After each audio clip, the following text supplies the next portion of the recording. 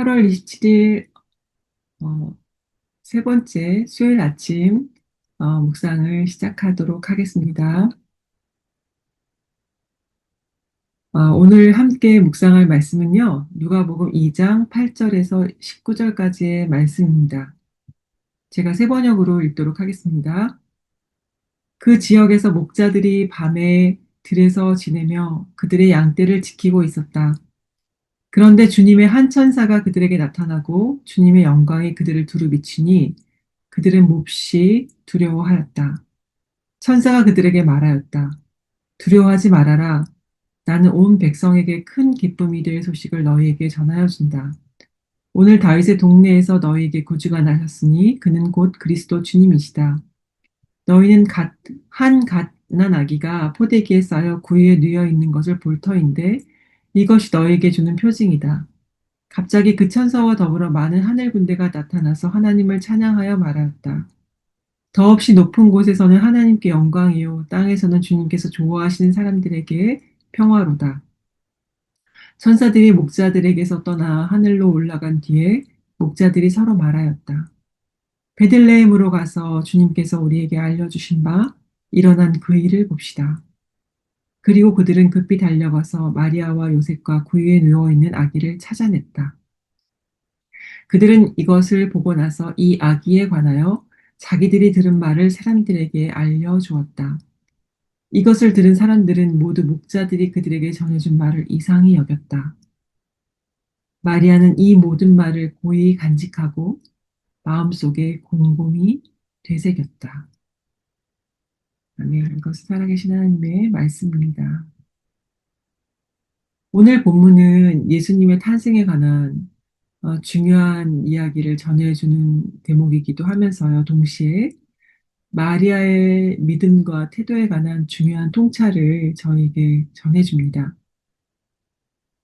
들판에서 양을 지키던 목자들에게 천사가 나타나죠. 큰 기쁨의 좋은 소식을 전했습니다. 다윗의 동네에 구주, 곧 그리스도께서 나셨다는 소식이지요.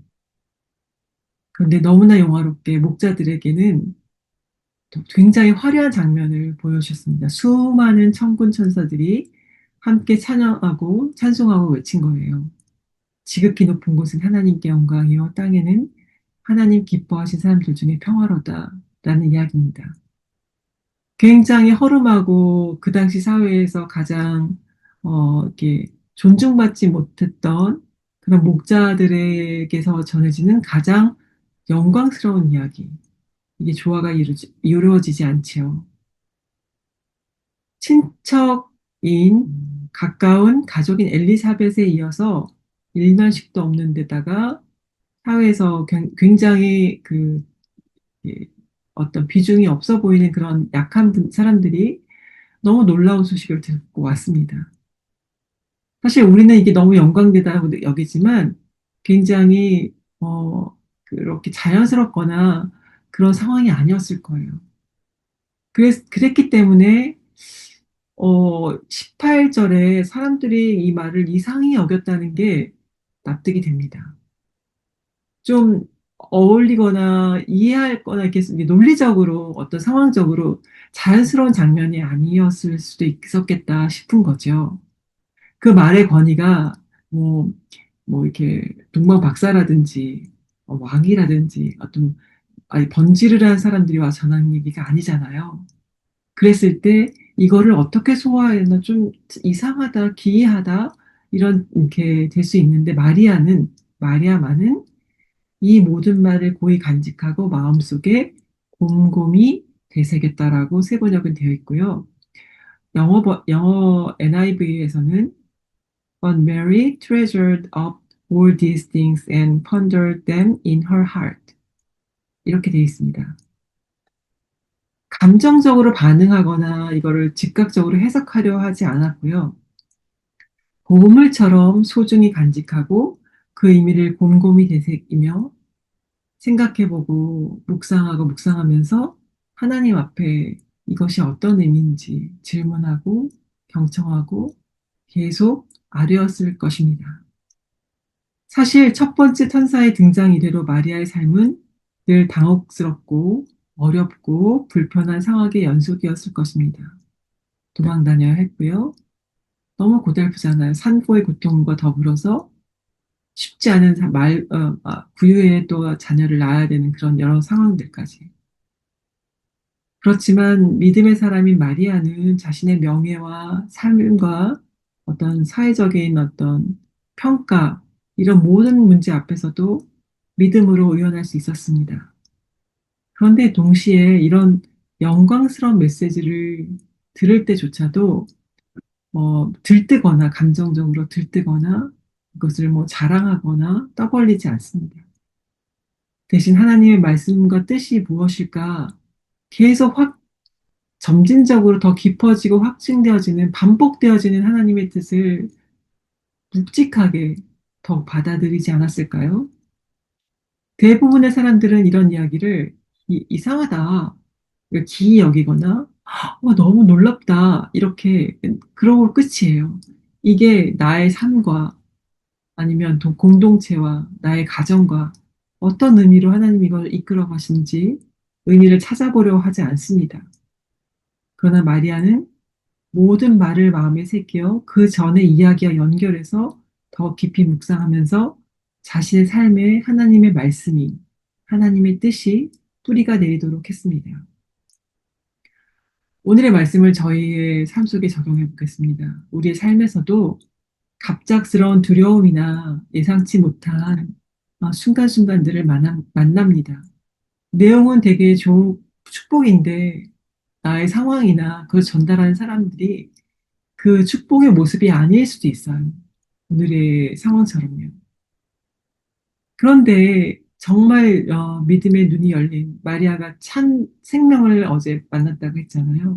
그렇게 진리의 눈이 열린 사람들에게는 모든 순간 전해지는 삶의 의미를 보물처럼 붙들고 성찰하며 그 뜻이 하나님의 뜻으로, 영광스러운 뜻으로 열매 맺을 때까지 인내하며 기다리는 믿음을 가지게 됩니다. 어떤 서사들은, 어떠한 상황들은, 어떠한 하나님의 말씀이나 어떤 관계나 어떻게 하나님 주신 일들은 그것이 해석되어지기까지 1년, 몇 달, 10년, 20년, 어쩌면 평생이 걸려서 계속 품고 기도해야 될 것들도 있습니다. 사실 우리가 이제 앞으로 이제 보겠지만 마리아도 그렇게 오래 기다려서 이게 이런 의미였구나라고 해석되어진 이야기도 있습니다. 이 아침 우리 안에 마리아와 같은 믿음이 있기를 소망합니다. 어떤 상황에서도 감정에 휩쓸리지 않고 겸손히 하나님의 말씀과 모든 상황을 직면하면서 그것을 기도의 자리에 가지고 가서 하나님, 이것이 어떤 의미인가요? 기도하고 믿음으로 인내하고 기다리는 저와 여러분이 되기를 소망합니다. 함께 기도하겠습니다. 하나님 감사합니다. 오늘도 마리아를 통해서 하나님, 우리가 모든 상황 가운데서 이것이 어떤 의미로 받아들여야 하는지 당황하지 않고 또 좋은 일에 들뜨지 아니하고 어려운 일에 쉽게 좌절하지 않고 하나님의 뜻을 묻고 잠잠히 성찰하는 시간을 갖기를 원합니다. 하나님, 저희가 그럴 때 저희가 존재하는 모든 순간에 또 만난 사람들과의 관계 속에서 주님이 원하시는 생명의 도구, 평화의 도구로 존재하게 도와주세요. 항상 주님께서는 그 어떤 자리에서든지 생명을 꽃피우시는 분임을 믿고 오늘도 주님의 구원의 서사에 저희가 동참하는 저희 모두가 되기를 간절히 소망합니다. 오늘도 말씀 주신 주님께 감사드리며 살아계신 예수 그리스도의 이름으로 기도드립니다. 아멘. 오늘도 주님의 인도와 동행으로 참으로 복된 하루를 보내시기를 소망합니다. 할렐루야.